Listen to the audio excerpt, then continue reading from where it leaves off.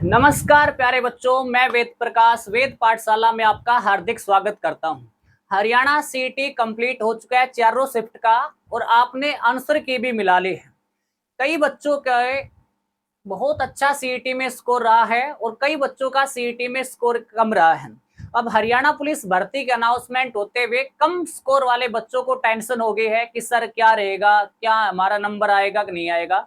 तो प्यारे बच्चों, इस वीडियो के अंदर कंप्लीट कौन कौन सी भर्ती आने वाली है और हरियाणा पुलिस की पहली जो भर्ती रहेगी उसमें कौन कौन बच्चा क्वालिफाई होगा, कौन कौन बच्चा फॉर्म भरने का एलिजिबल होगा, उन सब चीजों के बारे में डिस्कस करेंगे। तो आइए कंप्लीट डिटेल देखते हैं कि किस फॉर्म के लिए कौन कौन सी क्वालिफिकेशन चाहिए आपको और क्या करना है। तो सबसे पहले प्यारे बच्चों, हरियाणा पुलिस की जो भर्ती है मेल और फीमेल दोनों कैंडिडेट के लिए रहेगी और ये टोटल वैकेंसी रहने वाली है प्यारे बच्चों 5000 प्लस वैकेंसी रहने वाली है। ठीक है, और संभावना बताई जा रही है कि मेल की जो वैकेंसी रहेंगी, लड़कों की वैकेंसी रहेंगी, ये प्यारे बच्चों 4500 प्लस रहेंगी और जो फीमेल की वैकेंसी रहेंगी प्यारे बच्चों ये 1300 के आसपास ये वैकेंसी रहने वाली है फीमेल की।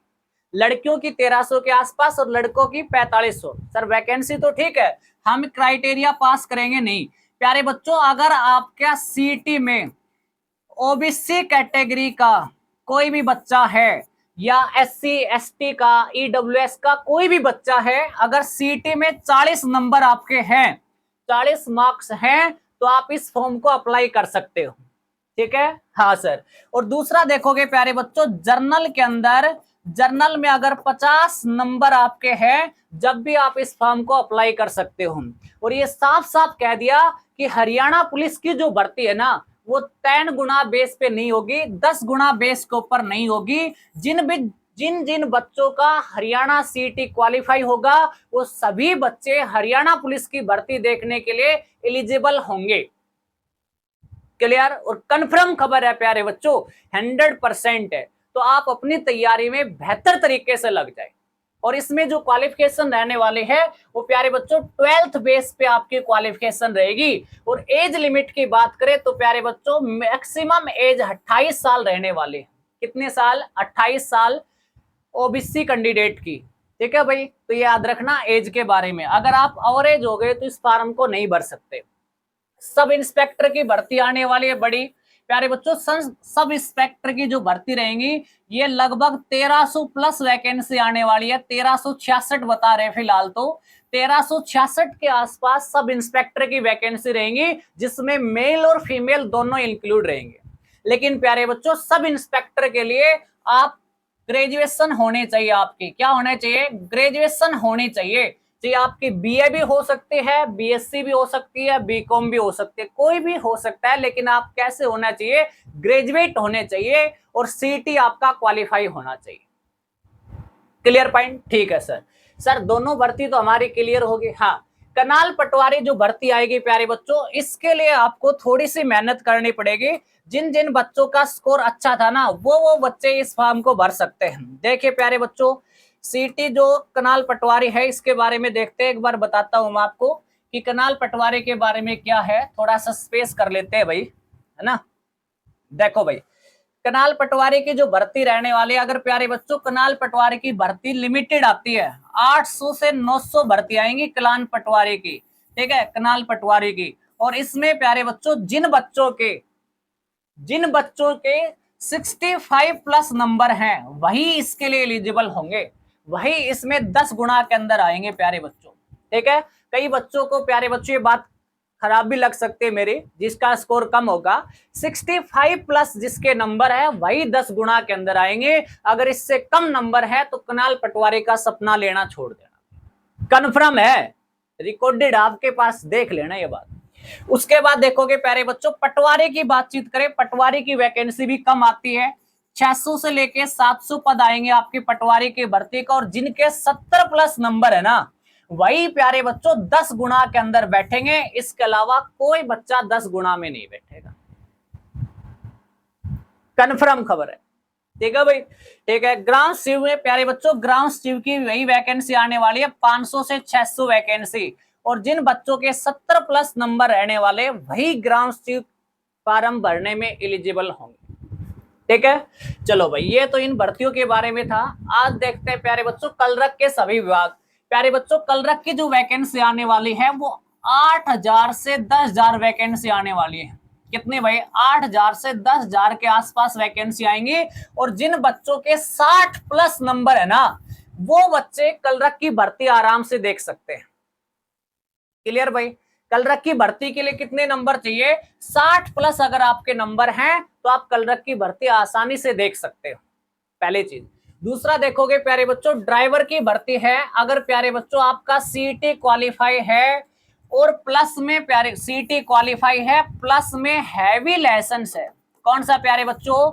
हैवी लाइसेंस अगर आपके पास है और प्लस में 3 साल का एक्सपीरियंस है। कितने साल का? 3 साल का एक्सपीरियंस है, तो आपको कौशल रोजगार के तहत जो मिल जाएगी।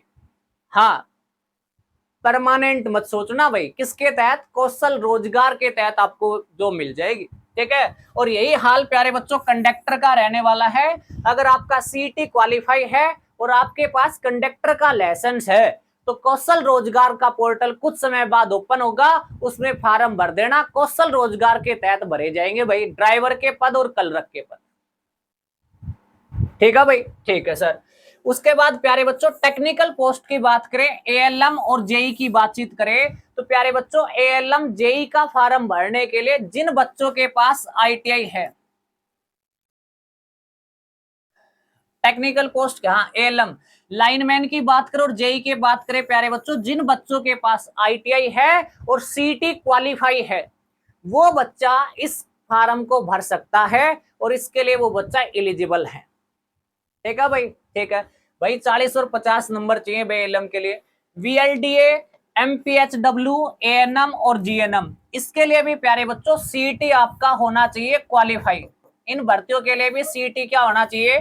क्वालिफाई। अगर आपका सीईटी क्वालिफाई है तो आप इन भर्तियों के फॉर्म भर सकते हैं, मेंस एग्जाम में बैठ सकते हैं। आगे आपका सिलेक्शन आपकी मेहनत के ऊपर डिपेंड करेगा, आपने कितनी मेहनत की।